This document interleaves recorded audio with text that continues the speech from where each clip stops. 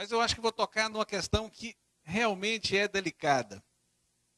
As universidades públicas têm como uma de suas prerrogativas fundamentais, definidoras, consta na nossa Constituição, eu vou começar lendo para vocês.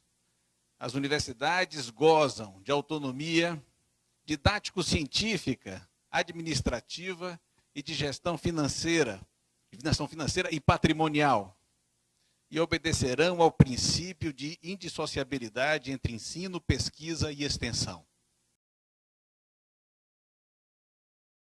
Podem ficar preparados porque seremos combatidos por nossos direitos, por nosso jeito, por nosso modo de fazer. Não somos tão eficientes, não diplomamos tanto, temos uma certa demora, mas é exatamente aquela demora que é própria de um espaço que não é simplesmente uma máquina de fazer diplomas, e sim envolve uma forma de vida que, bem mais complexa, associa produção científica, por exemplo, às artes.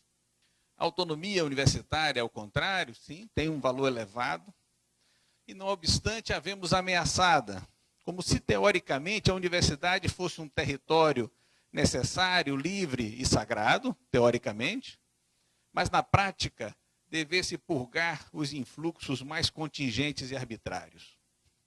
Tal ameaça, porém, além de ser múltipla, não se dá apenas em episódios esparsos ou em seu exercício concreto, o que seria um traço previsível numa conjuntura de crise. A crise, afinal de contas, afeta todas as dimensões da sociedade. Mas nesse momento, para além de uma conjuntura de crise, não é somente uma questão de falta de recursos que está em jogo. Está em jogo, sobretudo, uma questão de projeto de universidade. Então, a ameaça é muito mais radical. Não é somente porque ela não é passageira. Ela é uma ameaça que pode modificar a relação, o compromisso que hoje o Estado brasileiro tem que ter com o financiamento da educação superior. Não deixa de ser uma piada quando fala que nós temos autonomia financeira, né?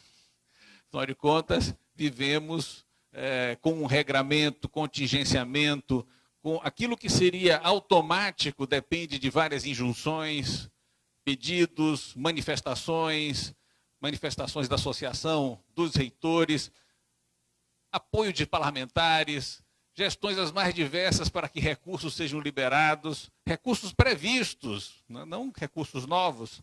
Então, a autonomia financeira já seria um problema, já mereceria um capítulo à parte.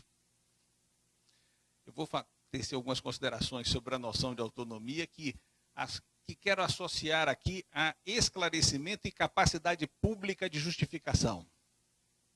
E que, portanto, não pode ser compreendida como uma dádiva, no que poderia ser nos retirada, mas como uma obrigação, sem cujo cumprimento deixaríamos, por conseguinte, de ser quem somos e nos veríamos radicalmente apartados de nossa identidade.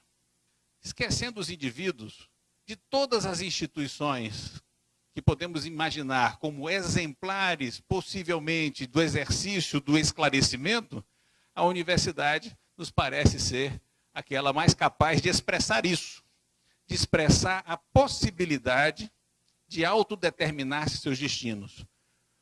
E, nesse sentido, nós podemos imaginar que ela é uma espécie de recusa à heteronomia. Não é recusa ao outro, não é recusa à sociedade, mas é porque a universidade apresenta as medidas porque ela se dirige à sociedade, porque ela se abre a influxos externos, porque ela, portanto, justifica o direito da sua existência. O Fichte preferiu dar uma resposta que depende da capacidade de reflexão, que depende de uma justificação permanente. A cada instante nós somos chamados a justificar o nosso direito à existência. O que não é tarefa fácil.